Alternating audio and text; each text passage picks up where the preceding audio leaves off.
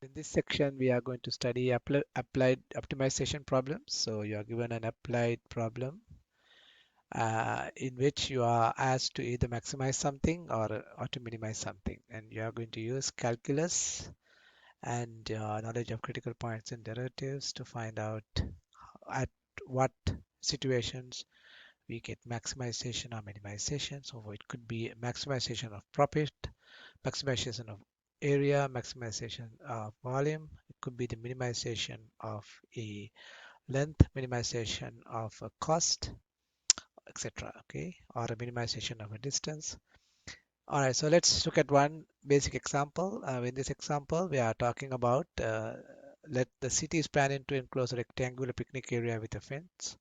We have 500 feet of fencing material and a building on one side of the picnic area, and we won't need any fencing for that part. Determine the dimensions of the picnic area that will enclose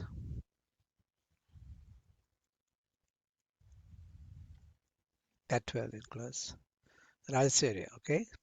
So the idea is we have the first thing is to make a drawing. So we have a picnic area, as you can see. You can see the picnic area here, right? So this is the picnic area, right? And then there's a building on top, and this is a building. So on the side of it, and then we don't need fencing on that side. So we need fencing on this side, right? Right, and then we need fencing along the length, and we need fencing on the right side. Okay. So first thing to do would be to identify the function that we want to maximize or minimize. So look for a keyword. So say this is in with the largest area.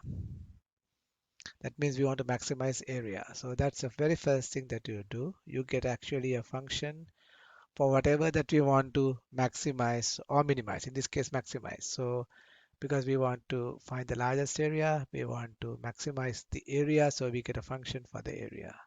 So what is the function for the area? So this is a rectangle after all, right? So the function for the area of rectangle is length times width.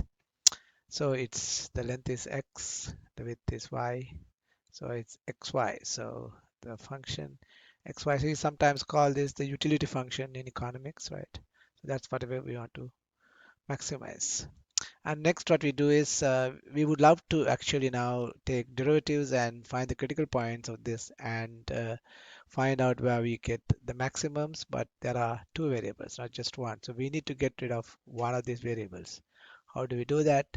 We create what is known as a constraint equation. Each one of these problems usually have a constraint. That means some restriction. So the constraint here is we have 500 feet of fencing. So fencing is a constraint. So that means what we do is we take the amount of fencing and we set it equal to the total length of the picnic area. So that will be y plus x plus y. Remember on one side we have building, so we don't need fencing for that area. So it will be y plus x plus y, which is x plus 2y. So we have x plus 2y, the total amount of fencing is equal to 500, and that's a constraint equation. So now what we do is, why did we get this equation? We can get rid of one variable using this equation, and then we solve for x. It's easier to solve for x. You can solve for y instead if you like. So x is equal to 500 minus 2y from this equation. So now we go up here and we plug that for x. And when we do that, we get f of xy equals, now instead of x, we plug in what? 500 minus 2y times what? Y. So you get what? 500y minus 2y squared when you distribute the y inside. So now we have the function that we want to maximize. This is the function, the utility function, but now we only have one variable. So just like any other function that we want to find the maxima or minima, the next point is to find the critical points. So we take the derivative of that, and we take the derivative of this. We know that we get 500 minus 4y, and we set it equal to 0. And then we get 4y equals 500, which will give you y equals 125. And now we are, because we want to find out whether this is a maximum or a minimum, so the easiest way for a problem like this is actually, rather than do the sign diagram or the first derivative test, to actually find the second derivative. So if you take the second derivative of this, right? Okay, so the first derivative is 500 minus 4y. The second derivative will be just the negative 4. So the second derivative is negative, which means the first derivative is 0, second derivative is negative. That means from the second derivative test, we will have definitely a maximum at this point. So we have a maximum at this point, which is 125. So that is the dimension which gives y is the width. So the maximum, the width that gives the maximum area is 125. But we also need to find the length. So that's easy. We go back to the equation where we solve for x and we plug it here. So 500 minus, instead of y, we put in 125. We get 125 times 2, which is 250. 500 minus 250 is 250. So we have 250 as the width. The